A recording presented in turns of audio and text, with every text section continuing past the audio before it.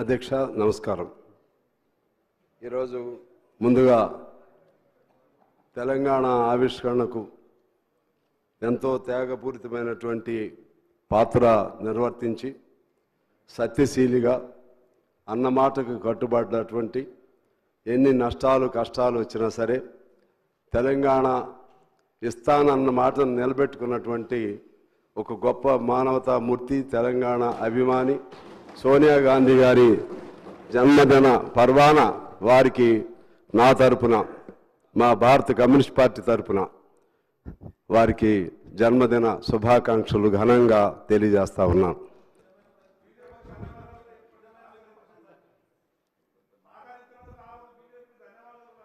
మేము ఎప్పుడు బీజేపీ అంటే దానికి మళ్ళీ ఇంకోసారి చెప్తా, దానికి కొన్ని రిజర్వేషన్స్ ఉన్నాయి.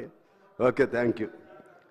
రెండోది, ఈనాడు తెలంగాణ తల్లి విగ్రహ ఆవిష్కరణ సంబంధించి మిత్రులు టీఆర్ఎస్ అంటే ఇప్పుడు బీఆర్ఎస్ వారు కూడా ఉంటే బాగుండేదనేది నా అభిప్రాయం. కారణం ఏమంటే, మీరు అనుకున్నట్లుగానే, మీ మనసులో ఉన్నట్లుగానే, మీ భావనకు అనుగుణంగానే అన్నీ ఉండవు. ఆ పద్ధతుల్లోనే విగ్రహం ఉండాలని, మీరు అనుకున్న పద్ధతుల్లోనే కవులు కళాకారులను సత్కరించాలని, మీరు అనుకున్న పద్ధతుల్లోనే సవ్యంగా జరగాలని అంటే ఇప్పుడు ఉన్నది మీ ప్రభుత్వం కాదు. అది మీరు గమనంలో పెట్టుకోవాలి. ఇప్పుడున్నది మారిన ప్రభుత్వం. వీళ్ళకు కూడా కొన్ని లక్ష్యాలు ఉంటాయి, కొన్ని ఆశయాలు ఉంటాయి, కొన్ని ఆకాంక్షలు ఉంటాయి, కొన్ని అభిప్రాయాలు ఉంటాయి. మీరు చేసినటువంటి అభిప్రాయాల పట్ల కొంత విరుద్ధమైనటువంటి వైఖరి కూడా ఉండొచ్చు. నేను మనవి చేసేది ఏమంటే, ఇవాళ మీరు చెప్తా ఉన్నారు కదా, ఆనాడు తెలంగాణ తల్లి విగ్రహ రూపకల్పనలో మీరు ప్రతిపక్ష పార్టీలను పిలిచారా అని చెప్పి నేను ఆనాటి అప్పుడు ముఖ్యమంత్రిగా ఉన్నటువంటి కేసీఆర్ గారిని నేను ప్రశ్నిస్తూ ఉన్నాను. నాకు తెలిసి ఆ రూపకల్పన ఎలా ఉండాలని, దానికి సంబంధించినటువంటి విధి విధానాలు ఎలా ఉండాలి, లేకపోతే దానికి సంబంధించినటువంటి ఆవిష్కరణలో ఉన్నటువంటి ఆ పలు అంశాలు ఎలా ఉండాలని ఎవరితో కూడా చర్చించిన పరిస్థితి లేదు. మమ్మల్ని అయితే పిలవలేదు. ఇంకెవరిని పిలిచారో నాకు తెలియదు. మమ్మల్ని ఎందుకు అంటున్నానంటే, మేము కమ్యూనిస్ట్ పార్టీగా ఒక జాతీయ పార్టీ అయి ఉండి కూడా విశాలాంధ్ర కోసం అనేక త్యాగాలు చేసిన పార్టీ అయి ఉండి కూడా తెలంగాణ ప్రజలను ఆకాంక్షలను అర్థం చేసుకుని కేంద్రంలో ఉన్నటువంటి భారత కమ్యూనిస్ట్ పార్టీ ఒక నిర్ణయం చేసింది. ఇక ఆపలేము, తెలంగాణ ఆవిష్కరణ కావాల్సిందే అని ఏబీ బర్ధన్ గారు, లేకపోతే ఇప్పుడున్న రాజా గారు, సుధాకర్ రెడ్డి గారు, మా నారాయణ గారు అనేక మంది అనేక పద్ధతులతో ఒక నిర్ణయం చేశారు. కనీసం మాకు అందులో సోనియా గాంధీ గారు అప్పుడు ఒక మాట అన్నారు, మీరందరూ అన్ని పార్టీలు ఏకాభిప్రాయానికి వస్తే తెలంగాణ మేము ఇస్తామని చెప్పి. అన్ని పార్టీలు ఏకాభిప్రాయం రావాలంటే సహజంగా విశాలాంధ్ర కావాలన్నటువంటి కమ్యూనిస్ట్ పార్టీ రావదని కొంతమందికి ఉండేది. కానీ మేము కోరుకున్నాం. సిపిఎం కూడా మేము తటస్థంగా ఉన్నామన్నారు. ఆఖరికి టీడీపీ వారు కూడా అప్పుడు దాన్ని ఏకాభిప్రాయానికి అంగీకరించడం జరిగింది. అందువలన ఆ కమ్యూనిస్ట్ పార్టీకి సంబంధించినటువంటి మమ్మల్ని కూడా మీరు ఎప్పుడు కూడా గౌరవించింది లేదు, పిలిచింది లేదు. మా గౌరవం పాయింట్ కాదు ఇక్కడ. కానీ ఒక రూపకల్పన చేసేటప్పుడు అందరి అభిప్రాయాలని పరిగణలో తీసుకోవాల్సిన బాధ్యత వారికి ఉందని చెప్పి నేను మనవి చేస్తా ఉన్నాను. అదేవిధంగా ఇక్కడ ఒక అంశం గుర్తు చేయాలి. ఇక్కడే కూర్చుని ఉన్నారు కోమటిరెడ్డి గారు, జోపల్లి గారు వీళ్ళిద్దరు పదవులకి రాజీనామా చేశారు అధ్యక్ష. అప్పుడు మంత్రి పదవులకి కోమటిరెడ్డి గారు దాదాపు 10-11 రోజులు నిరాహార దీక్ష చేశారు. మీరు అందరి కృషి ఉంది ఇందులో. అదేవిధంగా నేను కూడా మా పార్టీ ఆదేశానుసారం 7 రోజులు జైల్లో ఉండి నిరాహార దీక్ష చేశాను అధ్యక్ష. తెలంగాణ కోసం 700 కిలోమీటర్లు పాదయాత్ర చేశాను.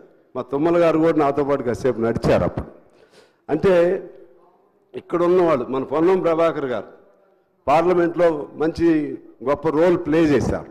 ఇలా అందరి పాత్ర, ఎవరి పాత్ర వాళ్ళది ఉంది. సకల జనుల సమ్మెకి సంబంధించి జయశంకర్ గారు, లేకపోతే కోదండరామ్ గారు, ఇంకా అనేక మంది త్యాగధనులు అనేక మంది అనేక పద్ధతుల్లో కృషి చేశారు. మా సింగరేణి అప్పుడు మేమే గుర్తింపు సంఘం, మా సింగరేణిలో దాదాపు పనికి వెళ్లకుండా 45 రోజులు సకల జనుల సమ్మెలో పాల్గొనడం జరిగింది అధ్యక్ష. ఏఐటీసీ అప్పుడు ఆర్టీసీలో మేమే గుర్తింపు సంఘం. ఆ విధంగా అందరం కలిసి చేశాం. అందరం కలిసి చేస్తేనే ఆనాడు తెలంగాణ సాకారమైంది. సాకారం అవటంలో సోనియా గాంధీ గారు భిన్నాభిప్రాయంతో ఉండి లేకపోతే కుత్సితమైనటువంటి ఆలోచన చేస్తే తెలంగాణనే వచ్చేది కాదు. అందువలన ఈ సందర్భంగా అన్ని ఈ ఒక్కరోజు ముఖ్యమంత్రి గారు చెప్పినట్లుగా భేషజాలు లేకపోతే భిన్నాభిప్రాయాలు ప్రక్కన పెట్టుకుని అందరూ ఒక తాటి మీద ఉంటేనే తెలంగాణ పట్ల, తెలంగాణ తల్లి పట్ల మనకి గౌరవం ఉన్నట్లుగా అర్థమవుతుందని నేను మనవి చేస్తున్నాను.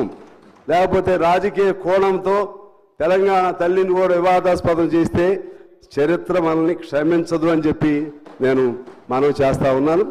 అదే సందర్భంలో ఇక్కడ ఇంకొక మాట చెప్పి నేను సెలవు తీసుకుంటాను అధ్యక్ష. ఈ తెలంగాణ ఇప్పుడు జరిగినటువంటి మలిదశ తెలంగాణలో విద్యార్థులు అనేక మంది ప్రాణత్యాగాలు చేశారు, యువకులు అనేక మంది ప్రాణత్యాగాలు చేశారు, అనేక మంది పైన 100 కేసులు ఉన్నాయి. మా విద్యార్థి నాయకుడు స్టాలిన్ అనే అబ్బాయి మీద 250 కేసులు ఉన్నాయి. అందరూ త్యాగాలు చేశారు మలిదశ ఉద్యమంలో. కేసీఆర్ గారి నాయకత్వాన్ని కోదండరాం గారు కూడా అంగీకరించారు, తప్పేం లేదు, అప్పుడున్న పరిస్థితుల్లో అంగీకరించడం జరిగింది.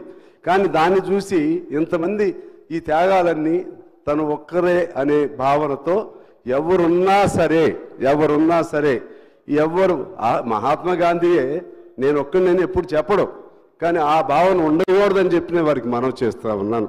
దీనికంటే మూలం ఆనాడు వీరోచిత తెలంగాణ సాయుధ పోరాటం, తెలంగాణ రైతాంగ సాయుధ పోరాటం జరిపిన విషయాన్ని కూడా మీకు గుర్తు చేస్తున్నాను అధ్యక్ష. ఆనాడు 4,500 మంది మరణించారు, అది కూడా నేను గుర్తు చేస్తున్నాను. దానికి పిలుపిచ్చినటువంటి మగ్దుం మొహిద్దీన్, బద్దం మెల్లారెడ్డి, రావి నారాయణ రెడ్డి, ఇటువంటి గొప్ప యోధులు, సాకలి ఐలమ్మ, దొడ్డి కొమరయ్య, వీళ్ళందరూ కూడా కమ్యూనిస్టు యోధులే. వాళ్ళందరి పేర్లతోనే మీరు విచారణ చేస్తూ ఉంటారు. వారందరి త్యాగాలతో ఆనాడు హైదరాబాద్ సంస్థానం నుంచి తెలంగాణ విముక్తి జరిగింది. ఆ తర్వాత అందరి కృషితో, అఫ్కోర్స్ మీరు లీడర్ కావచ్చు, కానీ అందరి కృషి ఉంది, అన్ని పార్టీల కృషి ఉన్నాయి. అందరితో ఆనాడు హైదరాబాద్ నుంచి మన తెలంగాణ విముక్తి చెందింది. కమ్యూనిస్ట్ పార్టీ రోల్ తీసుకోలేదు కదా, మేమే అని చెప్పి తీసుకోలేదు కదా, వ్యక్తిగతంగా ఎప్పుడు తీసుకోలేదు కదా. అట్లనే గత ముఖ్యమంత్రి గారిని నేను మనవి చేస్తున్నా, మీరు టీఆర్ఎస్ని బీఆర్ఎస్ చేసేసుకుంటారు, మీరు అనేక మార్పులు చేసుకుంటారు. ఇది ఇప్పుడున్నటువంటిది వాస్తవం మాకే అనిపించింది. తల్లి అంటే తల్లికి తల్లికి ప్రతీక ఎలా ఉంటుంది? బంగారం, ఎప్పుడు బంగారపు మెడలు లేకపోతే బంగారపు వడ్రాణాలు లేకపోతే ఇటువంటి కాదు కదా. సామాన్యులకు అందుబాటులో ఉండే రూపమే తల్లి రూపం. అస్తం అంటే వారు అభయస్తా ఉన్నారు, నేనేం ఆశీస్సులు అంటున్నాను. ఒక తల్లిగా ఆశీస్సులు ఇస్తా ఉన్నారు. అందువలన ఆ విధమైనటువంటి ఈ అన్ని అంశాలని గమనంలో తీసుకుని ఈ ప్రతిరోజు తెలంగాణ ఈ డిసెంబర్ 9న గొప్ప పర్వ దినోత్సవంగా జరపాల్సినటువంటి బాధ్యత ప్రభుత్వంగా తీసుకోవాలని కోరుతూ, అదేవిధంగా ఆనాటి విజయం సెప్టెంబర్ 17 దాన్ని కూడా భేషజాలు లేకపోతే బింకాలు లేకపోతే బిడియాలు లేకపోతే ఇంకేమన్నా మానసికంగా లోపల ఉన్న అడ్డంకులు అన్నీ వదిలేయండి. అందరూ అంగీకరిస్తున్నారు దాన్ని కూడా